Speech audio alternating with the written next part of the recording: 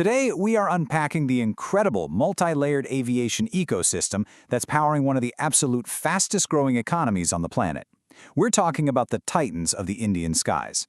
You see, we aren't just looking at planes here. No, we're analyzing a highly structured, almost living web of legacy carriers, low-cost giants, massive cargo haulers, and vital regional connectors that literally keep a massive nation moving. Here's our roadmap for this analysis. First, we'll look at India's aviation titans as a whole. Then, we'll explore the full-service flag carrier, followed by the low-cost leaders. After that, we'll dive into the cargo backbone, and finally, wrap up with the regional sky connectors. All right, Part 1, India's aviation titans. Let's start with the foundation and look at the big picture of what these players actually do. To really grasp this ecosystem, we have to recognize the sheer, massive scale of predominant air carriers. Now, these entities, they do so much more than just transport people from point A to point B. They actually manage the vast majority of all scheduled passenger and cargo services, both within the country and internationally. I mean, think of them as the actual beating arteries of the nation. And because they control all that movement, they are absolutely the underlying engine for the entire economy. They make massive domestic transportation possible. They facilitate huge international trade. They drive global tourism and, perhaps most importantly, they serve as the vital lifeline for air cargo logistics. Moving right along to Part 2, the full-service flag carrier. Let's take a look at the global face of Indian aviation. Okay, so Air India occupies a really unique historical and operational position. As the full-service national flag carrier, it's essentially the primary bridge connecting India to the rest of the world.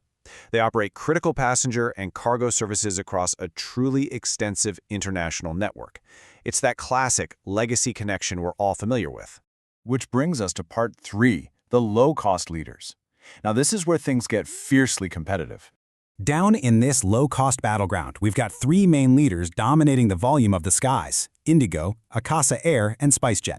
Now, while they all operate domestic and international routes, they are definitely not just copying each other's homework. Each one has carved out a highly distinct strategic identity. Just look at the head-to-head dynamic between our first two contenders. On one hand, you have Indigo, the absolute titan of market share. They're the established giant, right? Built on a solid reputation for punctuality and sheer unyielding connectivity. But then, on the other hand, you have Akasa Air.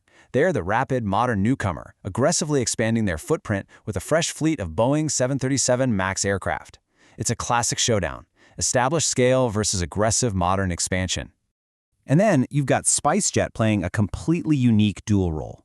While they're out there competing as a low-cost passenger carrier, they've also heavily leaned into logistics, running dedicated cargo services under their Spice Express banner.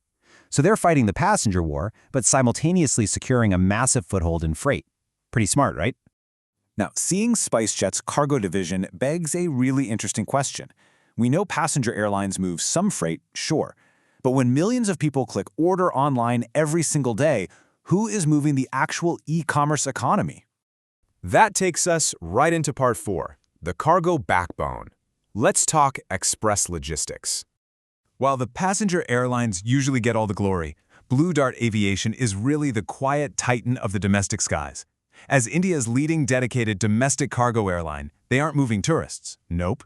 They are the dedicated heavy-lifting infrastructure supporting express logistics and e-commerce. They are quite literally the physical internet of goods across the country. Finally, Part 5, regional sky connectors. Let's zoom in a bit and talk about geographic inclusion. You know, a national network is really only as strong as its farthest reaches.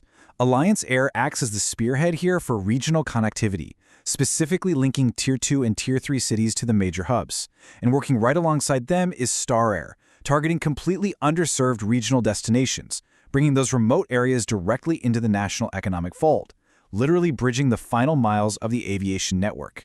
So, from Air India's massive global reach, to Indigo's sheer dominance, to Blue Dart's crucial cargo logistics, and those vital regional hops by Star Air, every single layer relies on the others to form one complete working ecosystem.